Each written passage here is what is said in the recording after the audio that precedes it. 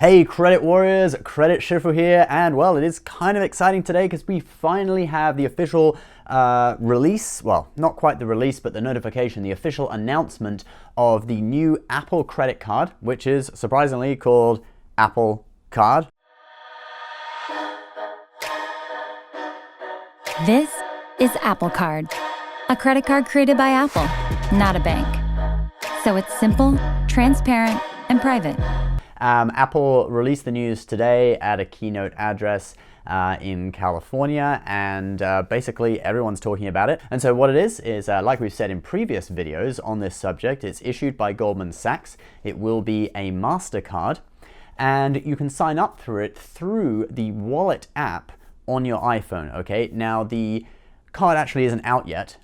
We'll talk about when it's released later in the video, but you will be able to sign up for it through the Wallet app, and if approved, you will get the Apple Pay version of the card immediately in your Wallet app, and it's kind of cool looking. It's this like rainbow kind of design, kind of cool. That's the mobile wallet version, design of it at least, that's used with Apple Pay.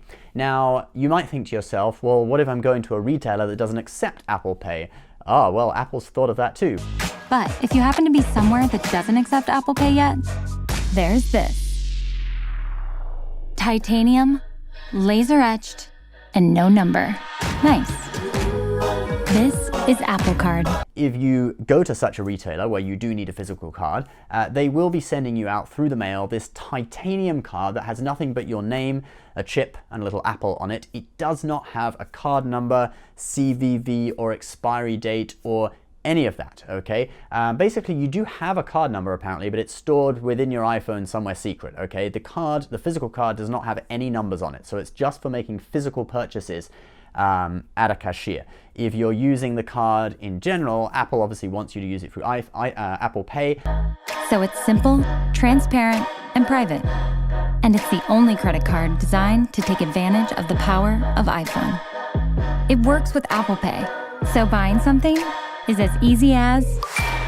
and online, presumably, the idea is that they want you to use it through Apple Pay as well. And it is important that you make use of this card through Apple Pay due to the rewards, all right? So the card earns 3% on Apple purchases. Now, I'm assuming that that's going to be physical Apple products and also their subscription services like Apple Music, the new Apple TV that's coming out, etc. And then it earns 2% back on just everyday transactions if you use the card through Apple Pay, all right? And then with the physical card, it just earns 1% back on whatever transaction you use it for. So really, it's only worth it to use this card if you're either buying Apple products or you can make sure you directly use it through Apple Pay, because then it competes, on just general purchases. It competes with the Citi Double Cash, 2% on everything. So this is 2% through Apple Pay, etc. Now, another interesting thing about this card is that the cashback, the rewards, actually post to your account daily. You don't have to wait till your statement closes and then you get the rewards, right? So you don't have to wait a month. If you've been on the Apple Wallet app recently, you'll notice this new card has popped up in your selection of cards, and it's an Apple Pay Cash. And basically, the rewards, the cashback from the Apple credit card will automatically get added every day to this Apple Pay Cash card, and that's what you'll be able to use through Apple Pay to redeem your cashback rewards. Go straight to your Apple Cash card so you can spend it, just like cash. No points, no, how do I redeem this again? The new Apple Card also has no fees whatsoever, so there's no annual fee. There's also going to be no foreign exchange fee, no late fees, over the limit fees, etc. Now, to people such as myself who are kind of credit card pros, this part doesn't really matter to me because we never pay late anyway, so we've never experienced any late fees, whatever. Annual fees don't really bother me as long as the rewards offset the annual fees, and in most cases they do. So, but this will be kind of, enticing to the average consumer who maybe will think, well, I might as well sign up for the credit card since there's no annual fee, so I'm not losing anything from it, okay? So, that'll be interesting to some people, but not really a big deal to others. Now, in addition, it looks like there are going to be some updates to the Apple Wallet app, or at least the section of the app that uses this card. Your purchases will be stored in the app, not on Apple's servers, so it's actually stored on your iPhone for extra security. Then if there are purchases that you don't recognize, you'll be able to get more information about them, such as a map that will actually show you the location of the store where the purchase was made. I thought that was quite a cool feature. It helps you easily understand your spending. It's all right here. By week, by month, or by category.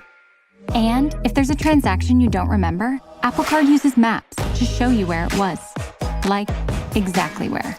The app also will make the interest that you pay very clear. Now, it's using these kind of rings that it's actually inspired by the Apple Fitness app, where there are rings that kind of like fill up to show, you know, how many crunches or push-ups you've done or whatever. So they're using the same sort of system, but for paying. And you can see if you wind the ring down and pay less, the interest that you're going to pay goes up, and if you wind it up a little bit, you'll pay less interest. So it displays very clearly the amount of interest that you're going to pay. And that's the same as before, you know, to a kind of credit card pro, credit card expert, it doesn't really matter so much because we pay on time every month in full, so we don't pay interest. But to the average consumer who might carry a balance, I think that's quite a good feature.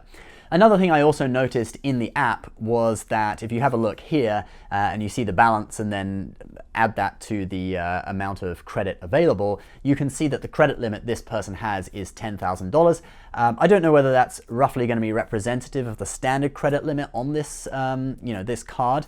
For a card with no annual fee and that just does cashback, not points, normally you'd see minimum credit limits a bit lower, you know, like $3 or $4 grand. But then if you think about people buying Apple products, some of which are very expensive, like computers that cost several $1,000s, you may want a higher credit limit. So I don't know. I don't really know information about that, but just a little tidbit that I noticed in the app, that the credit limit displayed is $10,000. Not sure if that's going to be a standard credit limit from this card or not. And so to just put this card in a tier in my credit card tier system, it sounds like a tier 2 card to me, which tier 2 cards, they have no annual fee, but they do offer some rewards, typically cashback, so that kind of ticks those boxes. Their minimum credit limits are normally a bit lower, for example, just, maybe $1,000 or $2,000 down in tier 2, but if the person has a good credit score and other high limits on other cards, then it's realistic you could have a $10,000 credit limit on a tier 2 card. So, it's not really, the credit limit's not really representative of that, but the fact that there's no annual fee and it's a cashback card, that puts it in tier 2 in my 5-tier credit card tier system. I just have one question about this card, and that is, what if I'm using it online and I need to use it at an online merchant who does not accept Apple Pay? Is there going to be a way for me to actually get a card number and a CVV and an expiry date somehow, out of the app on my iPhone?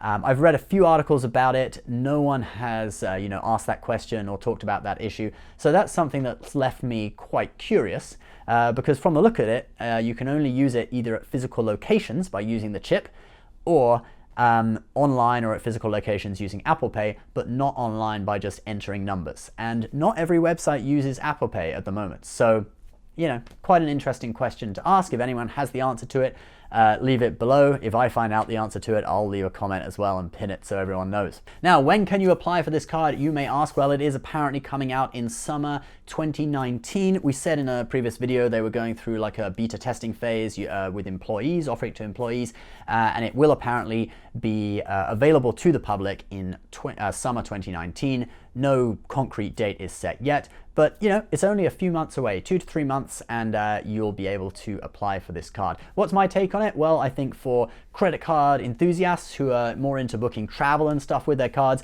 it's not really a card to write home about. Nothing, special from that point of view. Although it is quite innovative with its, Apple Pay, with its no card numbers, the new features on the app and stuff. So I do commend Apple on those points. I think it definitely will be a card that a lot of the average consumers, though, will be interested in, thanks to the no fees at all, the app, and just having a swanky card with no card numbers. So I think there will be people who are interested in it, but a serious travel hacker, nah, I don't think so. Except for Apple fanboys. He says that sitting in front of a massive iMac. Anyway, guys, what do you think about this card? Please leave your comments about it below. We will put some of our favorite cashback cards in the description. You guys can check them out. His affiliate link helps the show. Advertiser disclosure in the description section below. Please subscribe if you're new. I'll see you next time. Bye-bye.